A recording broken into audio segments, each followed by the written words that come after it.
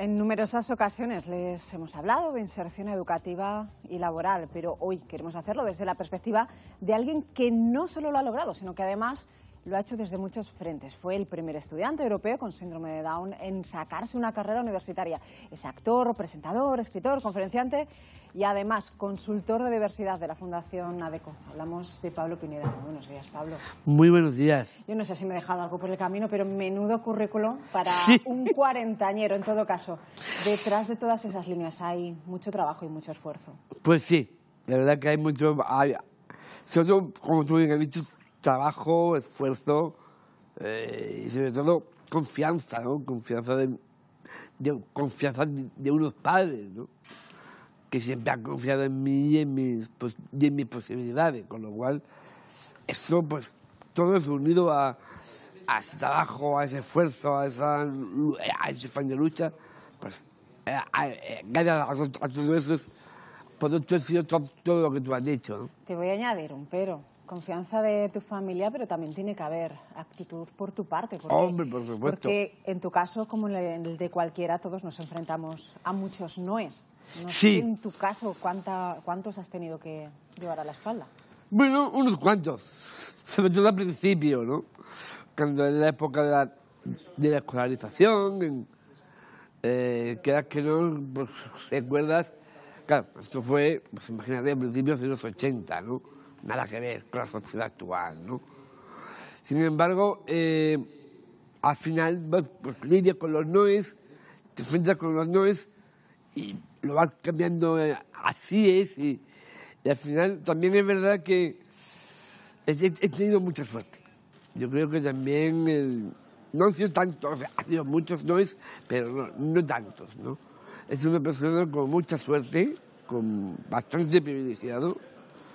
Ojalá todos los que son más mayores que yo, síndrome de Down, tuvieran el reconocimiento social que yo he tenido, ¿no? En todo caso, el valor de cada uno de esos reconocimientos sociales de los que tú hablas también significan, por lo menos desde mi punto de vista, corrígeme si me equivoco, que hay una reivindicación que es alcanzable. Citabas la educación, que ese fue un gran reto.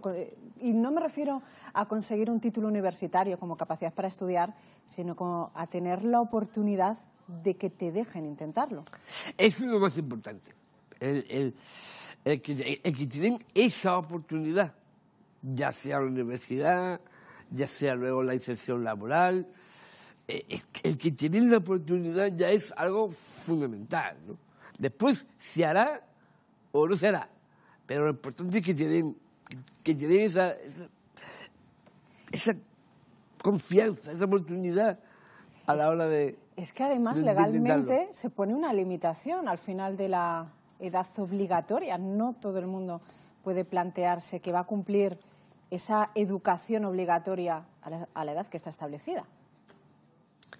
¿Haría falta prolongar esa edad límite para poder alcanzar estudios superiores obligatorios?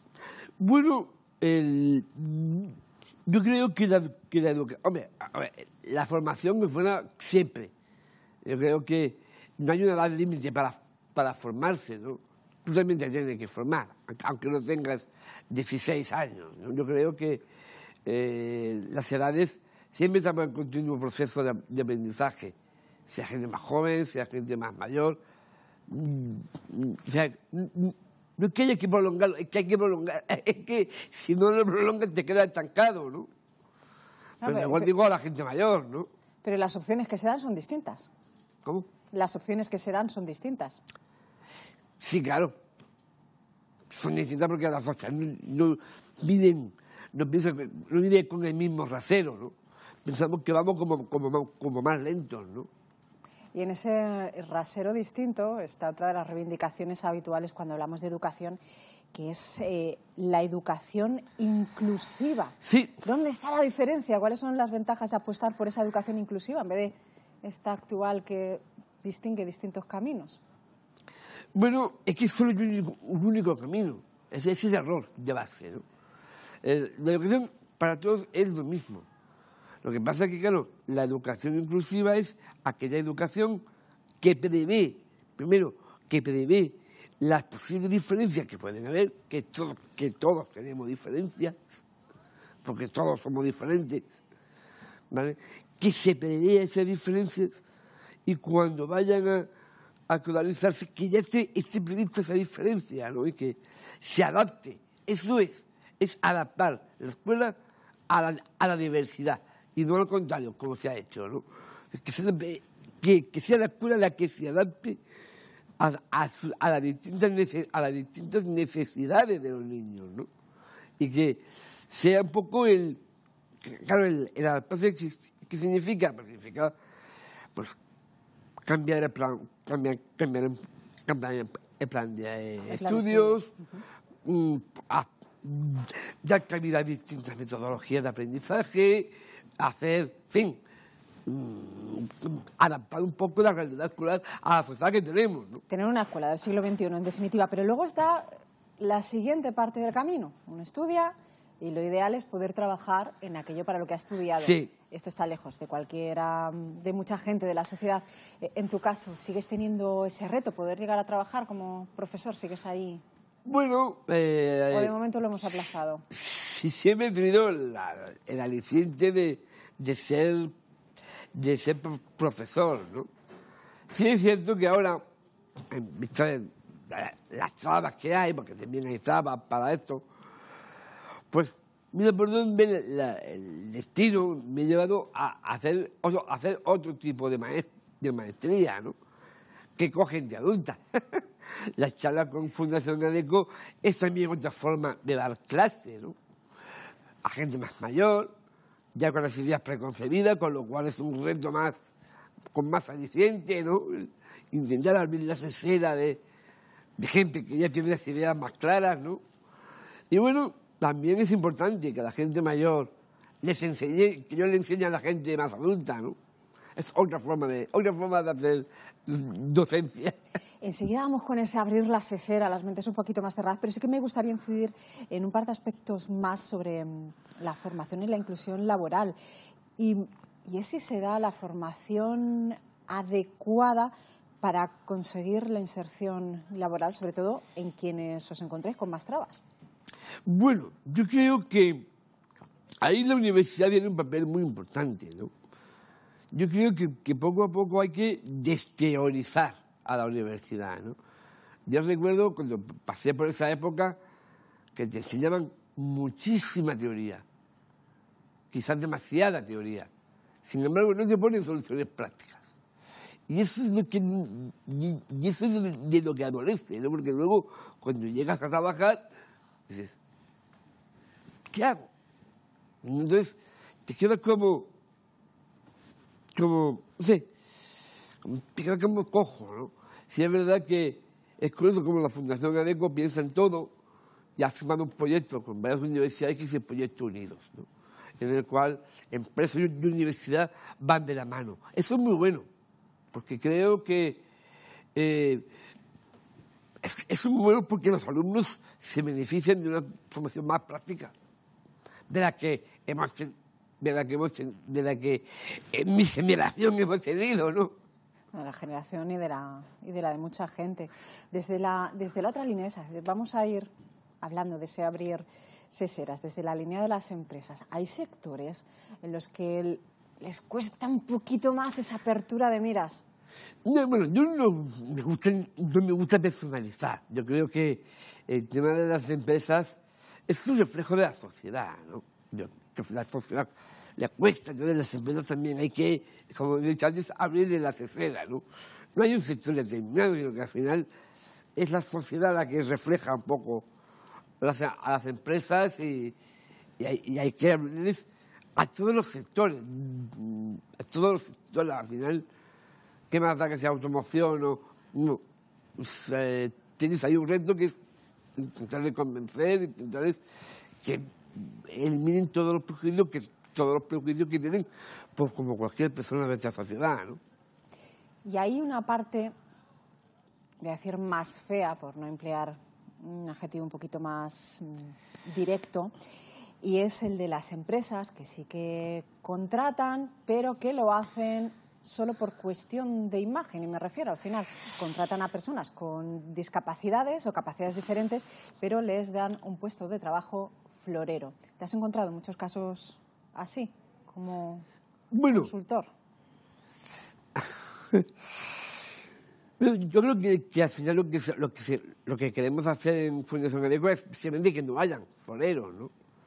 Simplemente que no hayan floreros y que al final sea la empresa la que lo reciba y le dé el talento que debe tener, ¿no?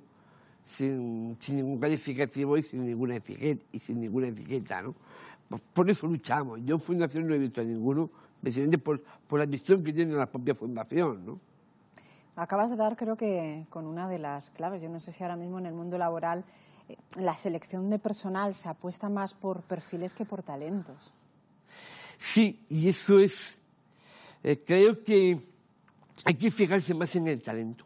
Pero claro, para eso hay que dejar de etiquetar, ¿no? Yo no soy síndrome de Down, ni tú eres mujer. Yo me llamo Pablo y tú, ¿cómo te llamas? Esther. Esther. Pero yo soy Pablo y tú eres Esther. Yo no soy síndrome de tu mujer, ¿no? Y eso la sociedad no lo entiende.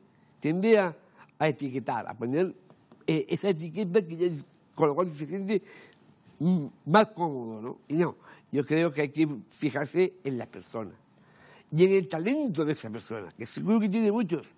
Lo que falta es que hay que primero conocerlo, empatizar con él, empatizar con esa persona, querer conocerlo, ver qué cualidades tiene, qué habilidades tiene, y a partir de ahí explotar esas habilidades, ¿no? Yo creo que por eso hablo del talento sin etiquetas, ¿no? Sino al talento puro y duro, ¿no? ¿Y cómo se cortan esas etiquetas? Porque sí que es verdad que parece que la sociedad está más concienciada con la necesidad de quitar esa etiqueta que deja a los mayores de 55 años sin empleo, cuando son los veteranos los que tienen experiencia. Cierto. Pero no quieren quitar la etiqueta cuando se encuentran con una persona que tiene una movilidad reducida o que tiene un aspecto físico que no le encaja o que necesita que se le expliquen las cosas de otra manera. A ver, que no he entendido la pregunta. Que es más fácil concienciar a la sociedad de quitar una etiqueta de edad, pero no la de discapacidad. La de discapacidad es mucho más difícil de quitar, ¿no? Yo creo que lo que hay que demostrar es demostrar que tenemos esas capacidades y esas cualidades, ¿no? Y es ahí donde hay que dar la batalla, ¿no? ¿Cómo lo haces tú como consultor de diversidad de Fundación ADECO? ¿Cómo son esas charlas? Pues esas charlas son muy buenas, la verdad que son... Yo me lo paso muy bien en las charlas porque además sigo formando coloquios, sigo formando con mis compañeros de las distintas delegaciones de Fundación y la verdad que hacemos un coloquio en la cual pues hablamos pues, un poco de todo y luego pues intentamos también que interactúe la gente, que haga preguntas, comentarios y la verdad que estamos una hora y pico hablando y la verdad que la gente se queda muy contenta cuando sale, ¿no? ¿Y en qué aspectos incides sobre todo, Pablo? Bueno, yo primero hablo sobre todo de cómo, pongo un ejemplo mío, ¿no? O sea, hablo de mi experiencia, ¿no? Mi experiencia desde el principio, desde la infancia hasta ahora, ¿no? Con todas las facetas, con lo cual intento incidir en el tema de formación, de educación, de acceso al empleo, de cómo es tan importante la formación a la hora de la inserción laboral, la familia, los padres, cómo deben dejar de sobreproteger a sus hijos, que es otra traba también para la inserción laboral, con lo cual intentamos que sea todo un proceso, ¿no? La sobreprotección es otra forma de discriminación. Sí. Sin duda alguna, porque les corta las alas. Al final la sobreprotección lo que hace es cortarle las alas desde el principio, con lo cual no va a seguir, no va a poder avanzar y se va a quedar estancado con papá y con mamá y más dependiente. Y más dependiente de ellos, ¿no? Que genera mucha dependencia, que es lo que intentamos que no haya, ¿no? Buena parte del problema de los prejuicios de los que estábamos hablando vienen de la mano de la imagen o quizá de la falta de imagen, de la falta de presencia de las discapacidades, tanto en cine, en publicidad, en televisión, medios de comunicación. En tu caso, tú has conseguido incluso una Concha de Plata en el Festival de San Sebastián de 2009 con la película Yo también. Y no sé si te queda la sensación de que el que tú protagonizaras una película al final es una excepción en el vasto mundo de la industria audiovisual. Bueno, yo creo que los medios de comunicación ven un papel fundamental, ¿no?, en visibilizar todo este tema, pero visibilizarlo de forma positiva. No tratarlo como siempre se ha tratado. Yo recuerdo al principio que es como algo lastimero, como algo negativo, que se padece, que se sufre. No, yo creo que ahí los medios tenéis el papel de tratarlo con positividad, ver lo que son y dar a conocer a la gente nuestras cualidades, nuestras capacidades, nuestras habilidades a la hora de afrontar los temas, con lo cual veremos que creo que yo creo que poco a poco los medios van cambiando, ¿no? Yo recuerdo a mediados de los 90, yo creo que todo el mundo lo recuerda, el primer actor con síndrome de Down que salió en Médico de Familia. Aquello fue bastante pionero, además, ¿no? Coincidía además con que yo había entrado en la facultad, siendo el primer estudiante de la facultad con síndrome de Down en Europa. Entonces, claro, ese impacto de ver a un actor en una serie de muchísima audiencia, y de ver a Nancy Down en las campañas tan polémicas de aquellas de Benetton, pues fue el principio de la visibilización, ¿no? Aunque yo creo que hace falta visibilizar más. Mucho más.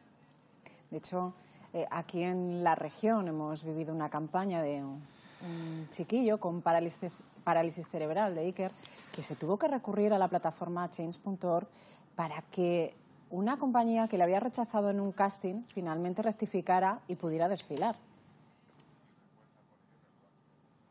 Sí, bueno, la verdad es que te metes en todas las no sé cómo decirlo, las discriminaciones como la que tú acabas de decir, o por ejemplo, otra vez hemos escuchado las noticias, curas que le han negado la comunión, o responsables de hotel que han negado su entrada al hotel a chicos con síndrome de Down. Pero se empiezan a ganar sentencias de discotecas que han negado la entrada a chavales con síndrome de Down. Discotecas que se han negado. No sé, la verdad que es curioso, la verdad que me parece muy triste, ¿no?, que yo esté luchando, que yo que he estado luchando, no sé cómo decirlo, es triste cuando tú vas luchando y vas viendo que parece que hay un cambio, pero luego no lo hay, ¿no? No sé, es como... Es frustrante ver que la montaña que subes en realidad es un falso repecho y que la cima todavía está más arriba. Pues sí, la cima está mucho más arriba, exactamente, ¿no? Es intentar, eso es, que ve cómo la cima cada vez se aleja más, ¿no? Aunque sí es verdad que cuando yo eso es, no sé, es ver esa cima que está ahí, cada vez más lejos, pero hay que seguir llegando a la cima, ¿no? Yo por lo menos lo he intentado y lo intento, ¿no? Llegar hasta lo más arriba posible para que al final todo el mundo lleguemos un poco hacia ella, ¿no? Al final toda esta experiencia tú la compartes en tus conferencias y no solo ofreces estas charlas en España, también viajas fuera. Mi pregunta es, desde tu experiencia, desde las sensaciones que tú tienes en estas charlas, es si ha habido algún país que te haya sorprendido gratamente por lo avanzado que tiene en el camino de la inclusión. Bueno, en el caso de Sudamérica, la verdad que me ha sorprendido muchísimo, ¿no? ¿Por qué? Pues porque son países que al estar un poco más atrasados en estos temas son muy receptivos, ¿no? El ejemplo está, por ejemplo, en Ecuador, ¿no? Que cuando fui hace poco, el año pasado a Ecuador, la bienvenida que me hicieron fue abrumadora, ¿no? Me quedé flasheado. Si venimos a Europa, el país que más años lleva con este tema de la integración, la inclusión, es Italia, ¿no? Yo he dado muchos estados en Italia desde hace por lo menos 25, 26 años. Y la verdad que en Italia ya estaban curtidos en este tema, ¿no? De hecho, hay un proyecto de la Universidad de Málaga, Proyecto Roma. Proyecto educativo, que además fue el que te impulsó a ti para seguir con la carrera universitaria. Exactamente, don Miguel López Melero. Este proyecto es una investigación que se hizo entre la Universidad de Málaga y el Hospital Bambino Gesù de Roma, con lo cual se ve que Italia ya llevaba muchos años, ¿no? Claro, también es verdad que la historia democrática de Italia es más antigua que la de España, con lo cual eso también influye.